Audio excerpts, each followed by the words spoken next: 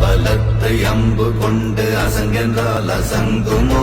அம்பமற்ற பாக்கடல் கலங்கென்றால் கலங்குமோ இன்பமற்ற யோகியை இருளும் வந்து அணுகுமோ செம்பொன்னம்பலத்துளே தெளிந்ததே சிவாயமே ஓம் நமச்சிவாய ஓம் ஓம் நமச்சிவாய ஓம் நமச்சிவாய ஓம் ஓம் நமச்சிவாய ஓம் நமச்சிவாய ஓம் ஓம் நமச்சிவாய ஓம் நமச்சிவாய ஓம் ஓம் நமச்சிவாய